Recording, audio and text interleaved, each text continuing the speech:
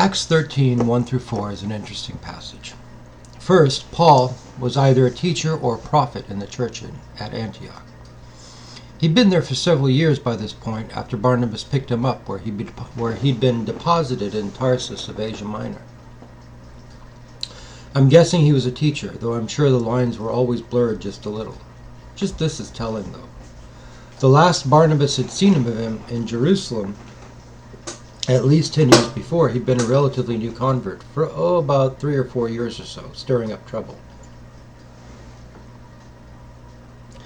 He was sent to Tarsus for his own protection, as well as to get things in Jerusalem to calm down. Paul had a way of doing the firehose thing, and his filters didn't always work quite right. That is, he wasn't that much of a diplomat when he talked to people. He liked people, he just wasn't great with social cues and didn't know when to stop talking. So, in a way, he'd already been banished from the church in Jerusalem once. But Barnabas came and got him and brought him to Antioch, where he integrated with the church there, became one of its leaders, and found himself a new family. During the course of regular worship, liturgy, and fasting, the Spirit of Christ, the Holy Spirit, says, in effect, banish, right now, Barnabas and Saul for the work which I am calling them towards. The word aphorizo literally means to set apart, to separate, to mark off by boundaries, and within the context of a group can carry the alternate meanings of set apart for a special purpose, or banish, excommunicate. Consider the effect this might have had on Paul for a minute. He just spent 10 years in Tarsus by himself. There's no record of him planting or being a part of a church there. He was a disciple of the way on his own, and 10 years later was still a disciple of the way without a church family. But now he has one. He's been a part of that community in Antioch for years, and now the Spirit of Christ is telling them to banish him and Barnabas from their church.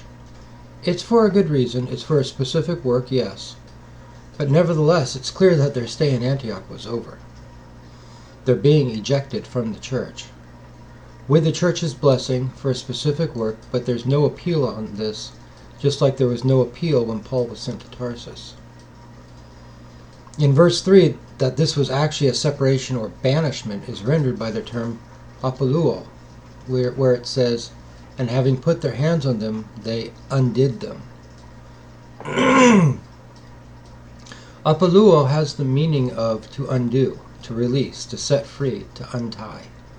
In other words, they cut their ties with them. Paul and Barnabas were on their own for now and weren't permitted to remain. I think this is something which needs to be considered. They weren't sent out by the church as we would normally think of it in modern ecclesiastical terms.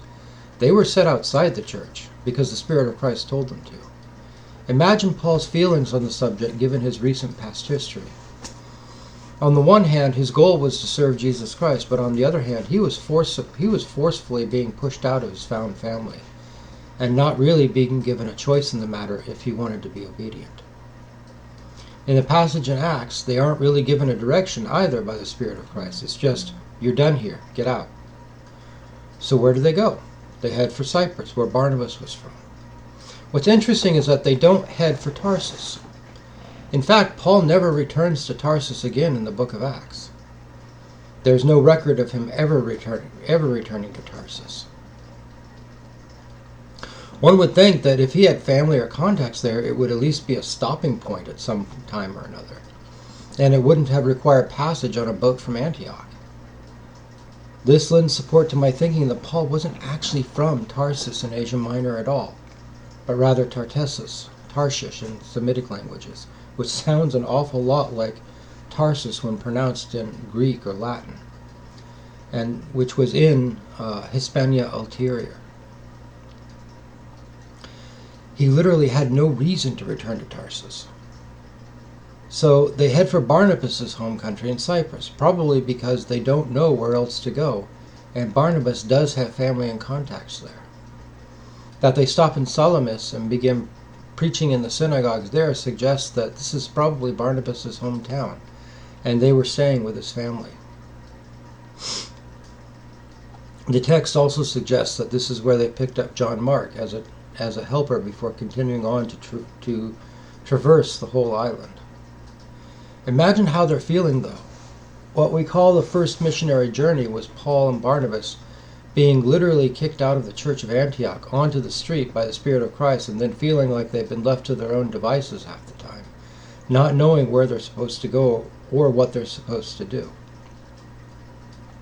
Paul himself has to wrestle with losing another family, another group of connections. First, his group of friends under Gamaliel as a Pharisee. Then whatever welcome and community he had hoped to achieve within the church in Jerusalem was denied him, and he was sent somewhere he knew no one, not knowing if he was going to reconnect with anyone. And then, after achieving a found family where he had a place and a purpose, he was cast out again and told to move on. Anyone seriously think he didn't struggle with this? Anyone seriously think he didn't feel just a little lost at times and cried out, "Why me?"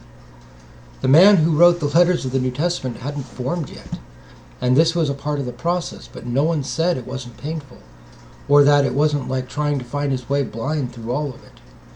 Anyone seriously think he didn't have a breakdown or two because of all he'd been through?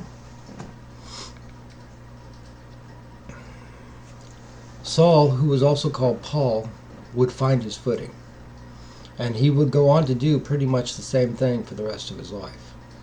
Never really settling down in any one place for more than a few years. He never really saw Antioch as home again either. He returned once for a few years before being called away again, and then the last time he tried to return, it wasn't long before he rejoined the disciples at Ephesus, this becoming a home base of sorts for him. Many, if not most of whom, were transplants from Judea, including the Apostle John and Jesus' mother. And that is, by historical tradition, that's where they ended up. As well as Priscilla and Aquila, and a number of others. And then from there, returning to all of the disciples in the churches he had planted by just showing up without having a plan or a clue in their cities. In a way, these became his home, his larger family, even when Antioch was no longer.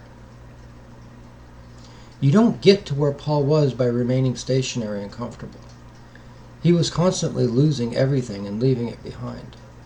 While he had many friends across the empire and no end of couches to sleep on, he never owned his own house.